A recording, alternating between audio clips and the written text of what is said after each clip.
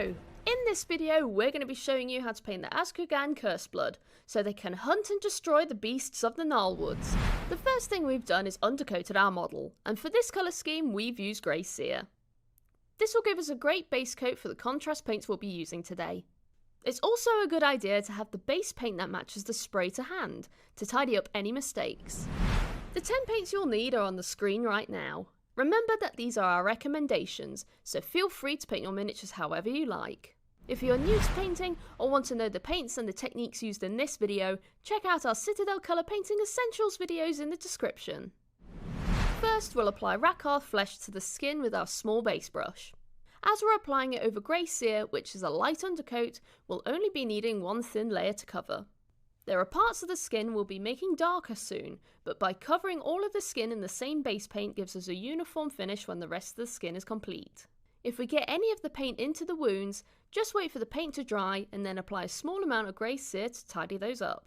Rakarth Flesh is a great colour for the pallid skin of the undead, but you can pick any colours you want for the rest of your warband. Next, we're using Dryad Bark for the skin found on the arms, feet, back and hair roots. Don't worry about the hands, as we'll be painting them in another colour later, so just paint up to the wrists. Also paint from the feet up to the top of the calves, just stopping below the knees. As we're painting our Curseblood quickly, we'll be using an efficient technique that makes the colours look like fur. We'll use the tip of the brush to create jagged markings that meet the Rakarth Flesh. You can make them as small or as big as you want. On ours here, we're making them small so they look more like little hairs blending into the skin. Now that we're happy with the darker skin tone, we can paint the hands with Doomball Brown. We'll be using the same technique as before, applying it with small brush strokes to blend in the paint to the darker skin, just above the wrists. We may need a couple of layers for good coverage over the hands, but we'll use less when it comes to covering the Dryad Bark wrists. This will make the blend between the two a lot softer. Doomball Brown is the perfect colour for the lighter, blood-soaked skin of this beast like us Kurgan. After all our skin tones are applied, remember to tidy up the cloth, the belt and the wounds with Grey Seer if needed, so they're ready for our next colours. Next, we'll be using Gryph-hound Orange for the cloth and hair tips.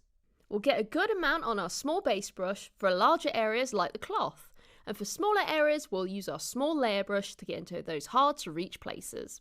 If we get any on the skin or the rope, don't worry, this is easily fixed and can be tidied up really easily by following the steps previously used after the contrast is dry.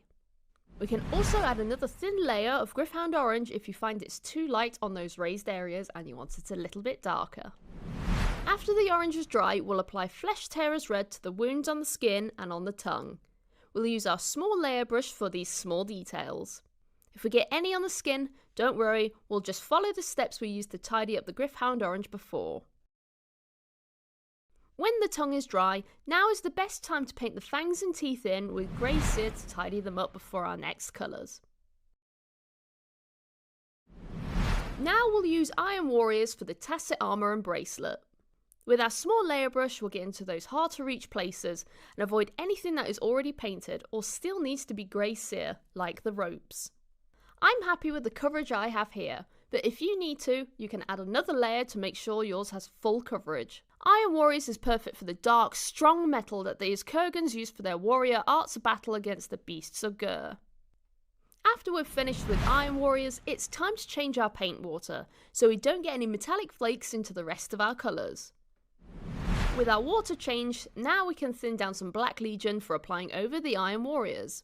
We'll be using 2 parts water to 1 part Black Legion, as we want the mix to cover like a heavy shade. After applying it to the metal, we drop a small amount into the eye sockets. This means that the eyes will stand out later when we paint them last. Then for the claws, we'll be using Black Legion straight out the pot. Black Legion is a very heavy black contrast, but by thinning it down with various amounts of water, we can get different shades that we can use in many different ways from armour to eye sockets. Next, we'll use Agrax Earthshade. Agrax Earthshade is a versatile paint and we'll be using it for 2 purposes.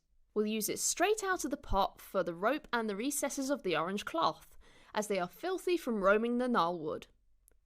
Then we'll use 2 parts water to 1 part Agrax shade for a lighter shade.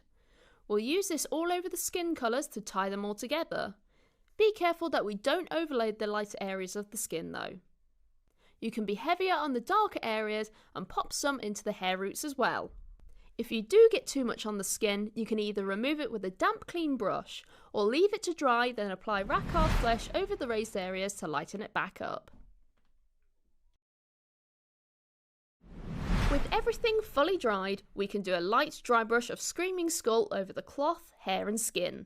We'll be focusing on those raised areas and edges by dry brushing in certain directions. This will catch those edges, avoiding being too heavy on flat areas of skin.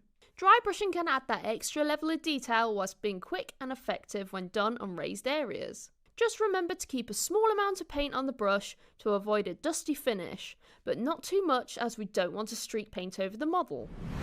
You can always check out a dry brushing video to learn more if you are new to this technique.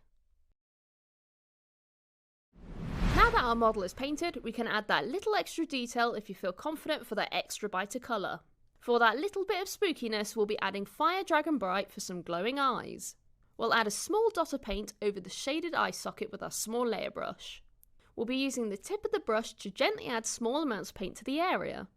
It's best to do this in small light layers as we want to keep the effect subtle. You can have any colour eyes you wish. We picked Fire Dragon Bright as we've already got orange in the colour scheme, so they will tie in with the rest of the model, and I won't add too many different colours to our pallid Undead Warband. And there we are! Your Azkaban Curseblood is finished and terrifying to behold.